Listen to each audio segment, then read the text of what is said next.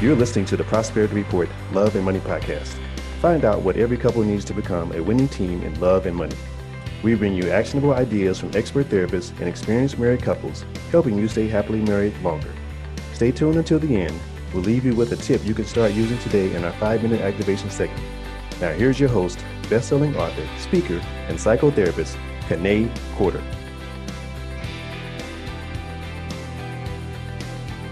Welcome everybody. I want to say a special welcome to my Prospros. How are you enjoying the all-new Prosperity Club? I hope you love it as much as I loved creating it for you. If you have any questions or comments, reach out to me on Instagram. You can go to kanaecorder.com/Instagram and leave me a DM. I'm really good at getting back to my Instagram followers. And make sure you follow me while you're there. I also want to give a special hello to my FinCon listeners. So from August 1st to September 25th, all the episodes will have guests from FinCon. And if you don't know what FinCon is where money and media meet. It's a financial conference for money nerds like me. I've spoken at FinCon for the last 2 years, and I've met some really great people. And I wanted to introduce them to you, because I'm a part of 2 communities. I'm part of the financial community as well as the wellness community. And right now I want to introduce you to my financial friends. And later I'll introduce you to my wellness friends. But in the meantime, let's get into today's show. Now married 6 years, Paul and Sherene Vasey know all too well the challenges of managing 2 businesses in one household. But they also know the joys of this situation. Their admiration for each other started when they were very young, growing up in South Africa. As life transitioned, Paul went to the UK and Sherene left South Africa when she was 18. The distance was great, but they stayed in touch through letters and phone calls. After both ended their first marriages, they decided to give it a go together. They both have their own businesses. Paul has Cash Crunch Games, a company that teaches money habits to kids and young adults ages 7 to 21. And Sherene has an insurance agency that specializes in small to mid-sized businesses offering benefits packages. I'll let them tell you more about their story and how they navigate the business and the love in their marriage. Join me in welcoming Paul and Sherene Vasey. Hey guys. Hi, Kanae. I'm so excited to talk to you guys. We don't get to talk enough. That's true. Especially with technology now. We should be chatting all the time. I know. But with all the stuff going on, insurance, Crash Crunch, Prosperity Report, Prosperity Club, it's so much in between us. But I'm so glad we get a chance to talk today. Technology is supposed to simplify businesses and simplify lives. It just makes us more busy, right? Right, exactly. It gives us more ways to keep going rather than ways to slow down. Absolutely. So before we get into your great story, I do have a question that I ask every guest, and that is, what is your idea of prosperity? So both of you can chime in on that. I think we have very similar ideas of what prosperity is. Mm-hmm. Paul can obviously speak for himself, but from my perspective, it's a simple life. Just be happy, have enough to be comfortable, but participating in the rat race and wanting more and needing more and hustle bustle is kind of not our scene. We've been there and done that. Mm-hmm. And now to us is a happy family, happy household, just being loving to each other. Because of our first experiences, obviously we value that simplicity a lot more now. Yeah. Totally agree. Prosperity just means happiness. And if it means taking a slower pace of life to actually enjoy surroundings and what you actually have and cherish in your life, that for me is prosperity. So we've slowed down a lot, and it's not all about chasing the dollar, although trying to get your business up and running is what's required. Mm-hmm. But actually, prosperity for me is actually appreciating what you have. Yes, gratitude is so important, especially when you look at as business owners, and you introduced me to Jay Money, and he was on the show a couple of months ago. And one of the things we talked about was that, as business owners, we're always complaining, it's not enough. we're still working towards this and the next thing and the next thing, instead of just being grateful for what we have. Well, I think you can get on that treadmill, and if some is good, more must be better, is an attitude that a lot of people take. And not necessarily. I mean, I have a really good example. I have an uncle, and him and my aunt were business owners. They built a very successful business together, but they worked 7 days a week from morning till night, waiting to have enough money to retire. And he received a leukemia diagnosis and was dead within 7 days. Wow. And, at the age of 55. That's really young. It is. And all of those plans that they delayed, they waited, they put off. One of the saddest things was when they were trying to put together a memorial for him, there were hardly any photographs of him and his wife doing anything or going anywhere because all they did was work. We assume that we have so much time that we lose focus of the fact that it could be gone at any time. You have to find a work-life balance, I think, and enjoy it along the way, not keep putting off for the future things you might want to do someday. At least try and do them along the road. Yeah. And it sounds like because of your backgrounds and because of maybe life experiences, especially having the first marriage, it sounds like you all have an appreciation for life, but also appreciation for each other. Is that right? Absolutely. Definitely. I concur. My wife says stuff. I agree. Like any good marriage. Exactly. That's what I'm talking about. You don't need me in this interview, Tina. You just ask Sherene everything, and I'll just nod my head. And at the end, I'll just say, yes, I agree. How about that? Is that good? Well, I can. You know that is not going to happen. Just been trained that way, Tina. Yes, but that is good. It's good that you can have that option. You know that you can just say, oh, I'll leave that to Sherene, let her answer. But you also have your own opinion, so we know you'll get it in. Joking aside, that's actually one of the issues. Maybe, I don't know if you asked us these questions, but one of the issues is that you have your own opinion, you keep quiet to keep the other one happy, and it all falls apart, as opposed to actually having an opinion and sharing your opinion. Say that. That is yes, I'm glad you brought that up, because that does happen a lot, trying to avoid arguments or disputes. You think that the safest thing is just to not say anything, but that's not safe at all because it's going to come out eventually. Yep. Yeah. Agreed.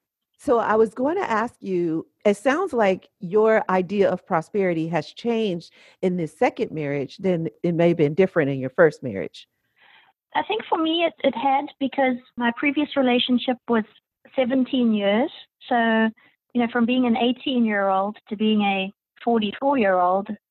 So how old you are? Yes. You've been telling me you're 34. I think just your perspective on life changes. In my first marriage, I was very driven in building a business, trying to save money, rushing around, accomplishing the things that everyone thought needed to be accomplished, not having the arguments that needed to be had because it was just too much effort and aggravation to deal with it. But in the second go around, if you value something, you're going to invest the time and energy and sometimes the anger and the frustration in order to resolve issues. Keeping quiet doesn't really solve anything. Exactly. And it allows issues to fester and fester and get worse. And then weeks or months even later, some little thing will annoy you and you'll have this major blowout. And the other person thinks, well, where did that all come from? Mm-hmm. Yeah. We talk about everything as and when it comes up. That way, nothing's unsaid, and everybody knows where everybody else is coming from. And we found that seems to work much better than just pushing things under the rug and leaving things be because it's not worth the aggravation of dealing with it. Yeah, that's great that you learned that. So that kind of brings me to a question that I was thinking about, and that is, how did you heal? Like, divorce is tough and, nobody really wants to go through it, but when you have to go through it, it can be a tough road. And sometimes it leaves people scarred and callous, and they don't want to get that second marriage. They don't want to go through a second marriage because they feel like they'll get hurt again. So how do you feel like you've healed? And I'd love to hear from both of you guys, from the male perspective and the female perspective. How did you heal to get to be able to have this healthy marriage? So one of the things you learn by mistakes, obviously the first marriage, it didn't work out because there wasn't communication and all those kind of things. And I basically checked out of the marriage for quite a while. I stayed together longer. I went back and tried again for various reasons, but my heart wasn't in it in the end because nothing was happening. So in the end, when Sherene and I got together, there was no real healing as such because my marriage was so over that I didn't value it anymore. So there was no grieving process. And I basically left on my own terms. Okay. So there wasn't a case of, oh, by the way, we're getting a divorce. What? You know, it was a case of I instigated it because I checked out a long time ago and there was no point staying in a relationship for various reasons and going through the status quo and living in a house and being miserable with somebody that both of you don't want to be with each other. So in terms of healing, there wasn't really any healing. What I will say is that I did take my list of do nots into my marriage with Sherene. Yeah. Okay. I think for me, it wasn't so much a healing, it was an escape. I was in a very unhappy, one-sided situation where I didn't have a partner. I had a responsibility and realized that I was rowing the boat by myself and my partner was hanging off the back, making it as difficult to row as possible. So over time, I think I'd also checked out. I mean, I stayed in that relationship 8 years longer than I wanted to because he became ill and I felt obligated to stay to take care of him. Yeah. But once he got well and his attitude didn't change, he liked to be the victim and, you know, the helpless, hopeless person. It was just an abysmal situation. So I think ultimately just getting away from that type of attitude was a healing for me. A change was as good as a holiday in that case. Yeah, I can understand that. And it's funny because as you were describing rowing the boat and the person hanging off the back, like I could really visualize that and how difficult that must be. You know, having a partner that's in it with you makes rowing so easy, right? But having somebody making this job harder, it is so exhausting. Right. Yeah. That's a pain point for many people. Like I know other people who talk about that in their marriages. Well, I think if a couple doesn't have similar goals or ideas or expectations, there's always going to be friction and difficulty because you're not heading the same way. Yeah, absolutely. So I'm wondering, because that kind of makes me think, we talked about you both owning your own businesses. And so it would seem like, you know, even though you said your idea of prosperity is that slowing down and that simplifying, it would seem like you're kind of divided because you're off working on your business. How do you find that like commonality and that, you know, rowing together? I think, mine's the new business. Sherene's been established for 21 years. So Sherene works smart and she's got her business down to a T. So she knows what she's doing, when she's doing, how she's doing it. And basically, she does have very busy times. Don't get me wrong. But she's got her business. So basically, it's me running around right now and trying to figure things out and do things. But because Sherene is working smart and she's got her process down to a T, it affords her time to have bandwidth to talk to me and I can explain ideas to her and she can just chat with me about those ideas. And she's able to support me with that. Yeah. So that's the beauty of our relationship, that she has got insight into the business world. She's doing her own thing, but she is able to talk to me about my business.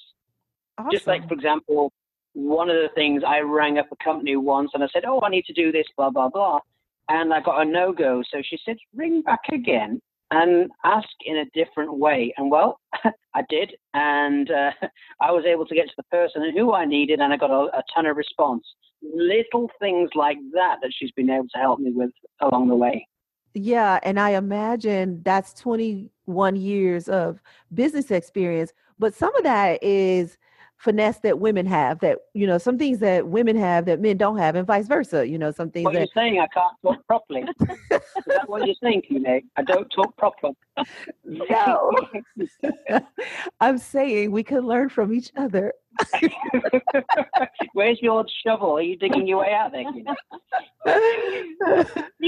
The other thing, Kine, is, you know, with us both coming from different countries, America has a different way of doing business. People have a different way of communicating, a different expectation than other places in the world. So because I've been here so long, 3 times longer than Paul has, I kind of know better the American style of business. Whereas Paul was doing things in the English way, which is a lot more formal. So, I was able to help guide him. And when you talk to somebody, call them by the first name. Everybody calls everybody by their first name, which is not the truth in other countries. That's true. It's far more formal.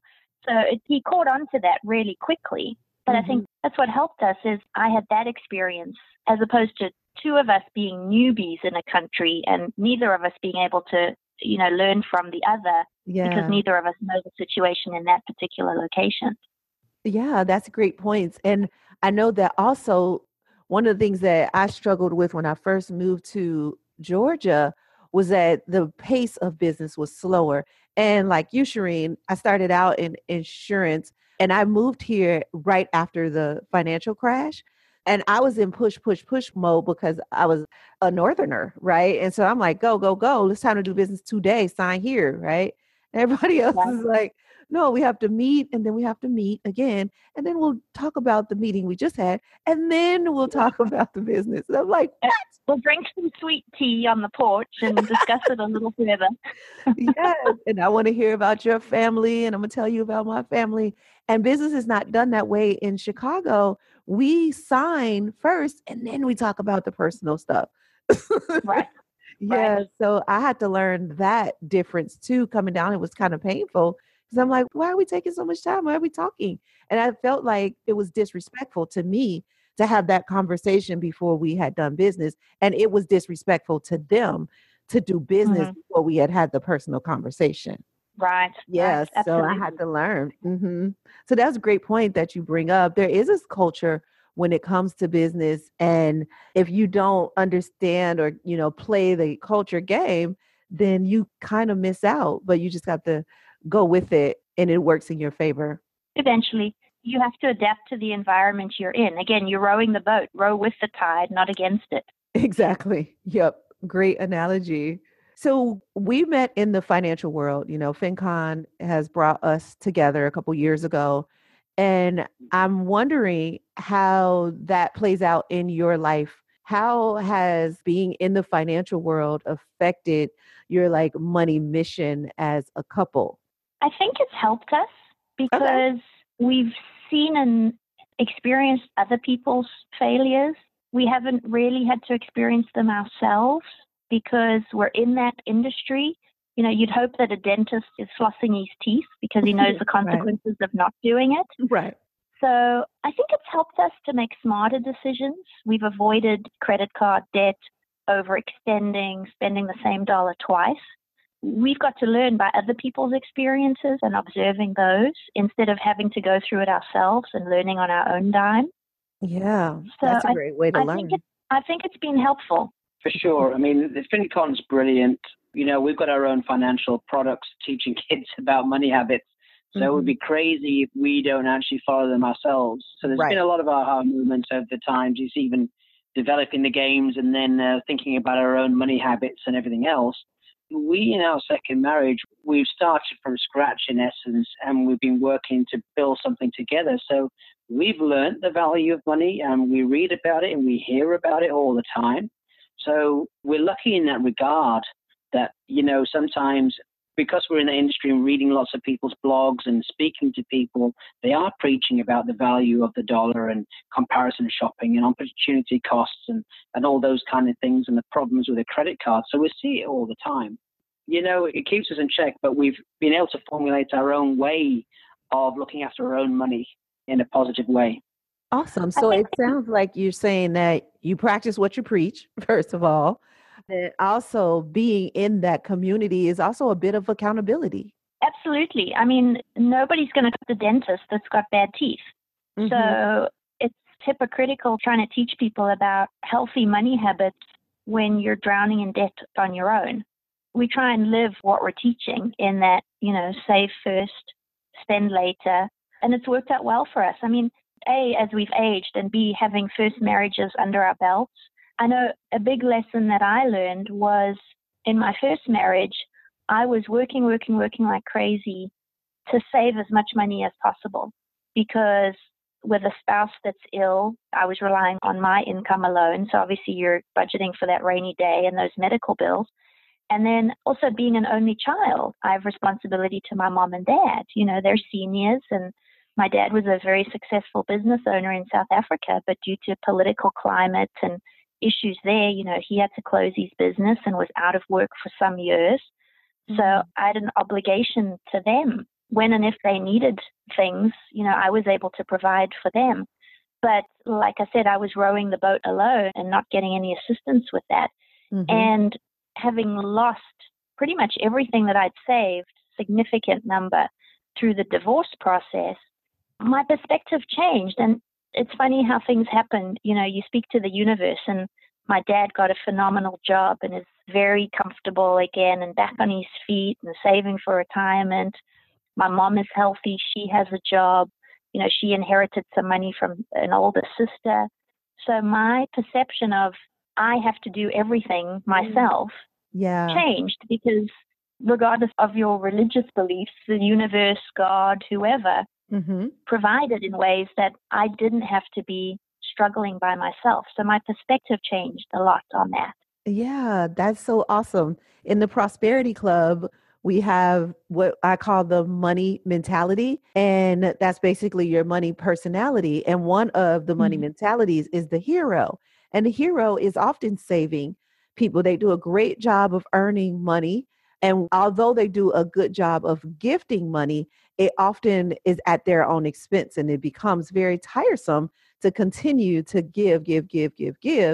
But it sounds like you experienced that, but then you came full circle to see that people can come all the way around. You can give them these gifts, but they can also get on their own feet and take care of themselves and release some of that pressure off of you. And that's what a hero doesn't always learn that lesson. So it sounds like you got the full circle lesson.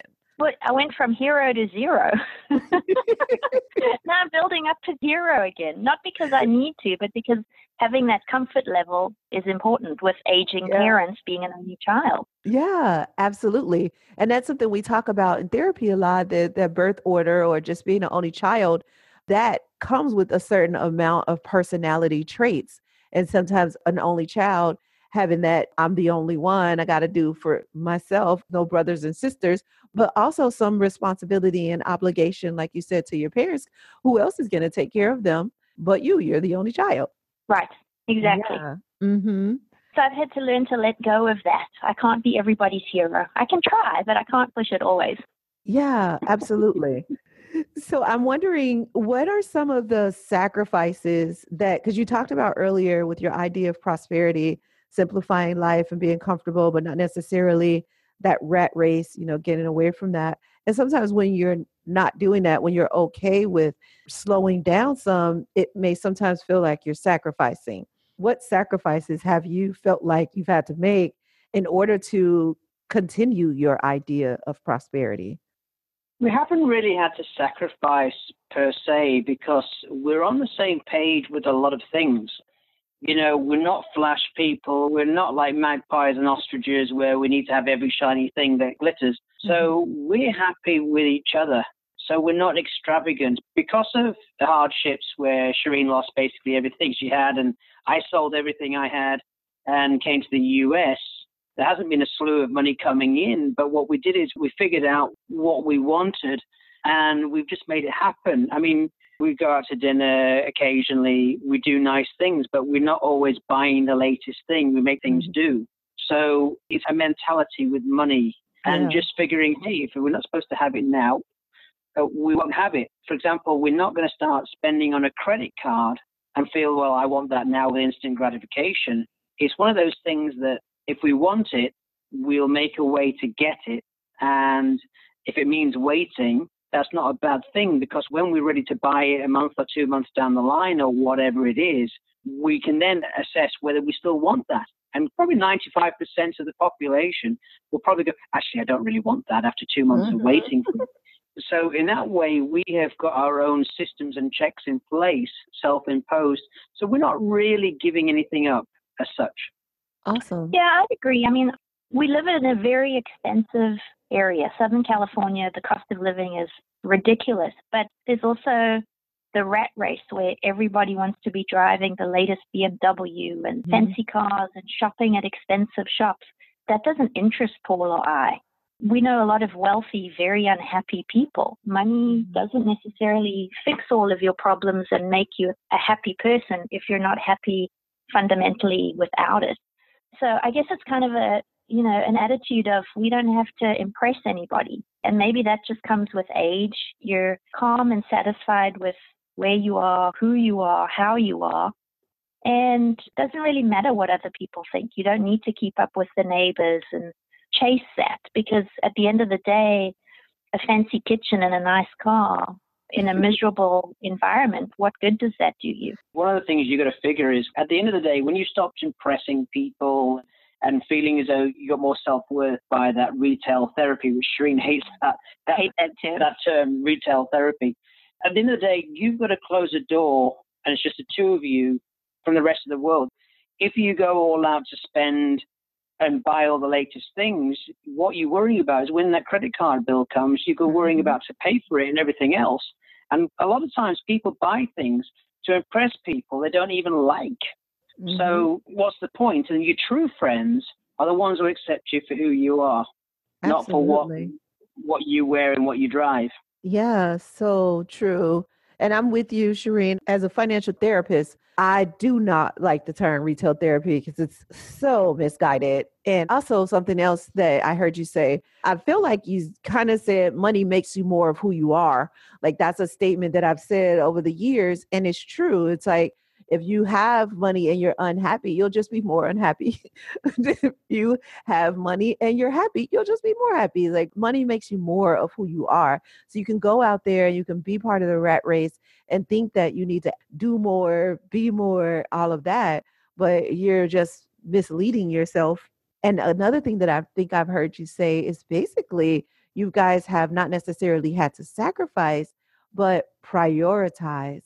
And prioritizing, it allows for you to not have to go through that suffering that people do when they put the wrong thing first. Absolutely agree. There's so many people that pressure themselves to keep up with their neighbors. Why? What's the point? The neighbors can out credit card spend you. Another neighbor will move in that has a better car. It's a never-ending cycle. Yeah. And if you're looking for external validation from those types of people, you're not going to get it because they're all trying to outdo each other. And we're surrounded by those types of people in California, but we don't subscribe to that anymore. It's, what, if you don't like me because I've got a scruffy pair of shoes on, oh, well, I don't care. And Paul's the same way. We're fortunate in that we're very aligned in our views on things. I think a difficult situation would be if, one person loves to drink $500 bottle of wine and the other person is happy with a soda. How do you reconcile that? We don't have those kinds of problems. Neither of us drink wine. It kind of makes it simple when you have somebody that has similar ideas and goals and thoughts on that process than you do. Yeah, a couple of episodes ago, I did a 5-minute activation on being equally yoked financially. And that's a lot of what you talked about. Really, it's about the values, not about the dollars. Like people think that equally yoked financially means, if you got 100,000, I got to have 100,000. No. That's not about the numbers. It's about the values because like you all experience, that money can go away because you may have to sell everything to move to a new country, or you may go through a divorce or whatever will happen to you. And when you have that experience and don't have any money, the only thing left is your values and how you're going to get back to being that hero is going to be to have those same values and building on them and rowing that boat together. That's equally yoked financially. Right. Absolutely. A lot of people, whether you get 100,000 a year, 150, 200,000, if you're living paycheck to paycheck and you're spending every penny you have, and you get a pay rise from 150 to maybe 125,000, if you don't fix your money habits and learn the value of money, all you're going to do is pick up another bill. It might be an extra gym insurance, or you might stop shopping at, Marshall's and a TJ Maxx and start going to Banana Republic, and then after that going to Ralph Lauren, and after that going to a Gucci. All you're doing is picking up a more expensive item and still living paycheck to paycheck. So you've got to get the value of money and get your money management skills sorted and prioritize. That is so true. So I have two more questions for you, but before I ask those two questions, I want to remind our listeners to stay tuned to the end to hear your 5-minute activation. And I want to ask you, Paul, about what you're working on right now, because you talked a little bit about Crash Crunch games, but tell us more. So I've got Cash Crunch games. So we've got a couple of things in the line. One of the things is we've got board games that teach kids, 7 to 20-year-olds, about money habits. So learning the value of money, saving first, spending later. So we have that in the form of a board game and free online game. And we also have curriculum. So that's Cash Crunch games.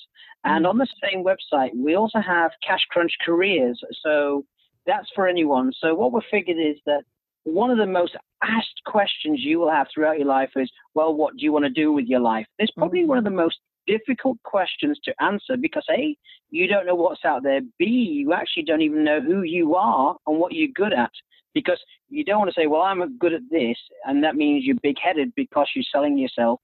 And you may not be a confident person or something along those lines. So we figure out who you are with your personality. Do you like to lead, or do you like to be led? Are you creative, or are you analytical? And quite often people don't even know what skills they have. Or what attributes or what motivates them, unless you really drill down. So we have a survey that they do. It spits out a report. And what we do is it matches your personality, and whether you're critical or analytical or creative or all those things. And it matches you to 20 different careers that you can then research and then figure out how to get that dream career path. So there's a list of all the colleges for 1-year to 4-year courses. We're not biased in any way nationwide. You can watch videos about the different careers. And it's just something that you can do over and over again, because whether you're 7, 17, or 70, your attributes and your traits don't change. You either do like to lead or you like to be led. You are either predominantly creative or you're analytical. So this is good for parents who are worried about what their kid needs to do, what they want to do in life, or even for parents and people who want to have a career change. So we've got a few things on cashcrunchgames.com. Awesome. And just so you guys know, Crash Crunch Careers is our featured resource for this episode.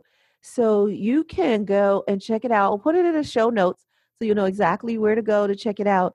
But I guarantee you will learn something about yourself if you do. So I'm glad you shared that, Paul. So I do have another question for you, and it's my favorite question. And that is, what is the best marriage advice you ever received, or the advice you wish someone would have told you? Okay, I'll go first then.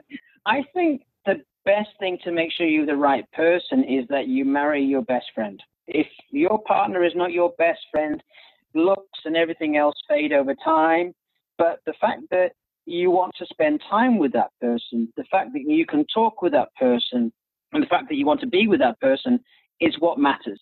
So I would say that the best marriage advice that I've ever received, or I would give somebody, is, hey, make sure you're marrying your best friend and don't bottle things up. You speak your mind all the way through and you understand what each person's coming through. So if you've got a different point of view, you do your best to understand one another, because quite often the little things with a misunderstanding could blow up 6 months later because I left a plate on a table side. And, that's not the issue. The issue is something that happened 6 months ago, and we go, well, what is that all about? And we have no idea. Yeah. So talk it through and understand each point of view, and basically you marry your best friend. Great points. And if you marry your best friend, those conversations are so much easier, right? Exactly. Yeah. And because over time, as life gets busy and, and all those kind of things, you're coming home to someone you can't wait to see because it's your best friend. Yeah, absolutely. Thank you. From my perspective, I think the best marriage advice I would give is when somebody's planning on getting married and they're picking flowers and it's all exciting and it's unicorns and rainbows and fabulous stuff and emotional, and take yourself down to a family court and just sit in one of the courtrooms for a day and watch what happens at the end. I mean, sitting in family court, waiting for my case to be heard on multiple occasions and listening to the stories of other people of what's gone wrong and how people bicker and fight over nonsense, silly things that are huge to them. It's a bit of realism, and not to frighten people away from the idea of marriage, but just to give them a less dreamy idea of what it is. Yeah. Because that way you go into it with some realistic expectations. You don't want to be that person standing in court fighting over grandma's china.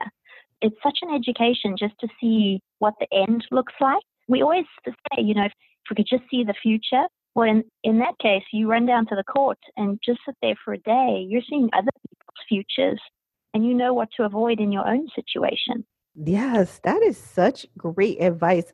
I'm going to look into using that as an intervention with some of my patients, because it's just like you said, many people come into my office and they're complaining about little stuff, that's so major to them. And I'm like, why is this so major to you? And one of the things I say a lot is you can be right or you can be happy, because a lot of times there is no right or wrong. It's just their opinion.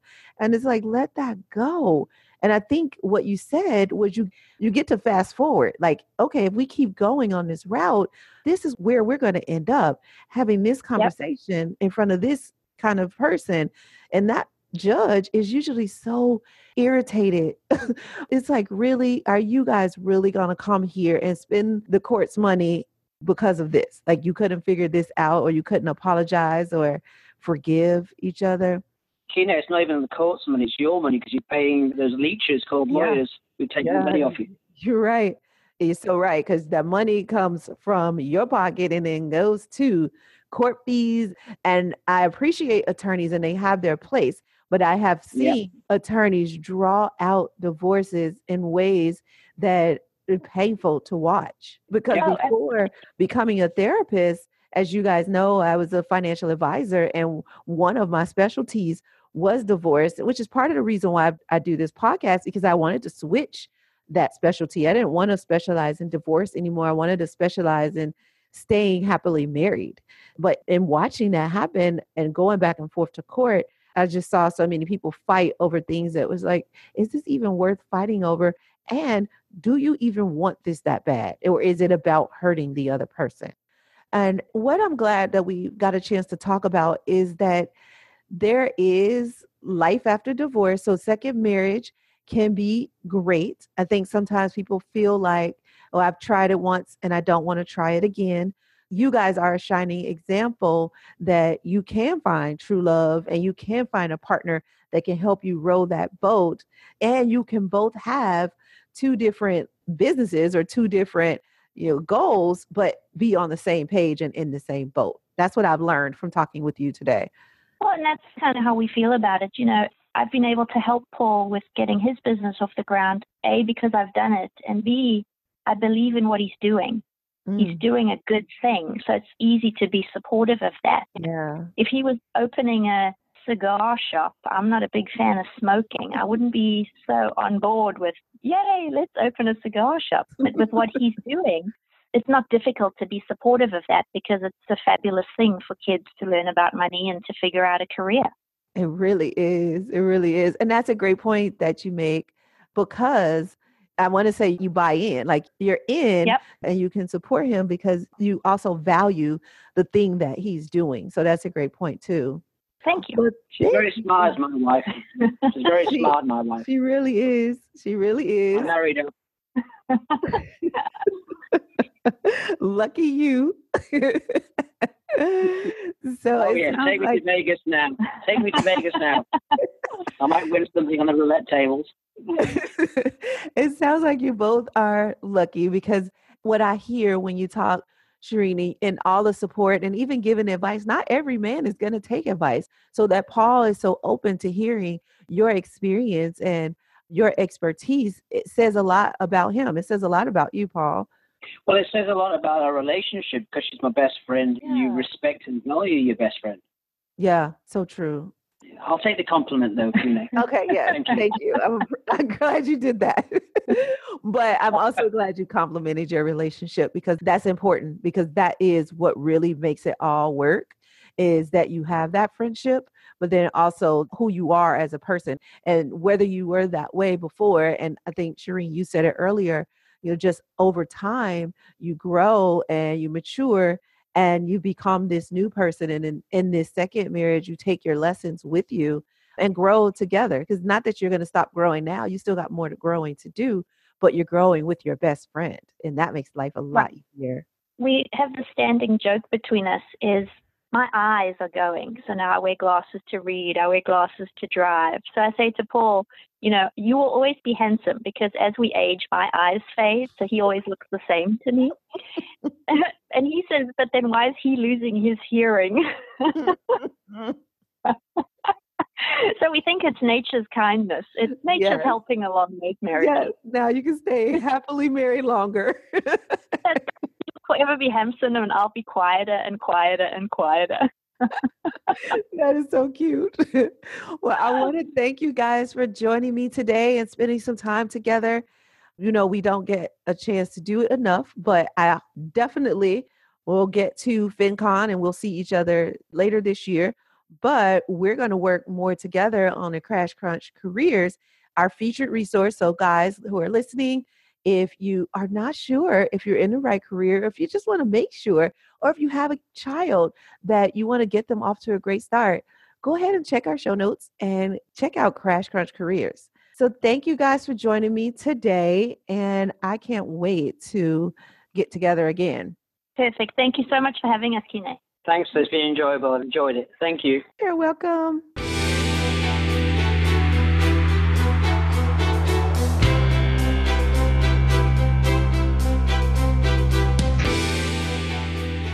Well, guys, that's our episode for today. But before we go to our 5-minute activation, I promised you I'd tell you how to become a prosperous couple. So as I said before, it takes 2 powerful people to become a power couple. And we'd love to have you and your partner join the Prosperity Club. Whether you want to start with the free version or jump right into the paid membership, it's a great value for your time and money. And it's really important that you both join, because they're questionnaires and things you're going to complete that you'll have the answers to. But what's awesome is that you can share it with your partner so that you guys can get to know each other better in love and money. So for just $97, you get the Prosperity Club annual membership. You get 5-day Prosperity Challenge. You'll get Crash Course in Prosperity's 7-day course. You'll also get the Prosperity Club monthly activities and accountability emails. And then you get the private Facebook group. So only the special insiders get special offers on the Prosperity Club membership and new courses that come out. So you've got to join the private Facebook group.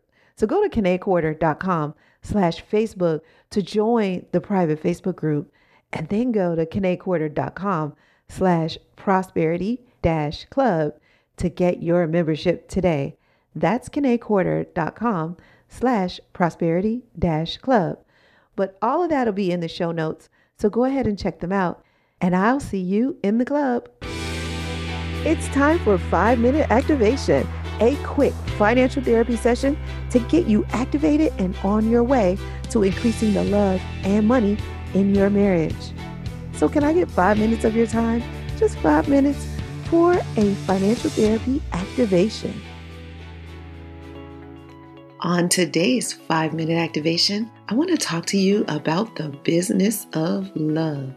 Every marriage has 2 components, a business side and a love side. Now, I know it's wedding season and love is in the air. And when you talk about marriage and love and weddings, you don't really think about the business. But there is a business side to marriage. The sooner you embrace this, the easier it becomes. Now, I want to give you 2 ideas that can help you navigate that business of love. One is to always be a lifelong learner. And you've probably heard me say that before. There are resources out there, like the ones we have in the Prosperity Club.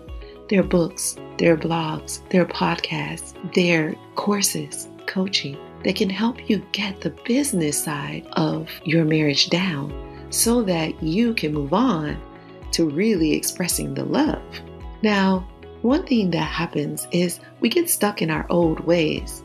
And that's part of being a lifelong learner. If you really truly are, you can shift as life goes. Or what I like to say, you can grow with the flow. So out with the old and in with the new by continuing to educate yourself. The second thing I want to bring up is community. You can't do it alone, not the business side or the love side. There's so many elements and facets of marriage, and you can't navigate them all on your own. So aside from learning from books and podcasts and courses, you can also learn by having a community. Now, this community has to be a community of people who know and love you, who know and love your partner. And if they don't, then do not put them in your inner circle. The people you can count on are the people who have done it successfully and who are willing to give you honest feedback without telling you what to do, because nobody knows your specific situation. All they know is what they've been through. They can tell you their story and they can answer questions, but they can't tell you what to do. Allow the people around you, allow your community, those who have gone before you and who have done it successfully, to pour into you their experience without pouring into you their advice. You can take the lesson that they learned and apply it to your life by keeping the values that are important to your marriage mission. And if you haven't already worked on your marriage money mission or your marriage love mission, then do that today and include these ideas. How can you continue to learn about the business side of your marriage? How can you get a tighter community around you of people who have had successful marriages and who love you enough to give you their experience without giving you their advice? Well, those are two ideas, but there's so many more. You can get them in the Prosperity Club. You can get them by contacting me. Go to Instagram, where I spend a lot of time interacting with you guys. Send me a DM if you have a question, and I'll give you my experience and my guidance, expertise, but it's up to you to make the final decision. Trust yourself, trust your partner, and you can do it. Just grow with the flow. That's our 5-minute activation for today. If you want to reach out to me on Instagram, go to KeneCorder.com/Instagram. Hey guys, thanks for listening. If you want more love and money conversations, subscribe to this podcast. Also, tell your friends about us. I'll see you next episode. But in the meantime, head on over to KeneCorder.com for more tips, tools, and resources. And go ahead and leave us a comment if you like. We'd love to hear from you. This show is not to replace professional counsel. The best advice comes from a professional you know. The topics discussed in this podcast are general in nature and are for entertainment and informational purposes only. We encourage you to meet with a professional to discuss your specific situation, whether financial or therapeutic. That's all for now. I'll see you sooner.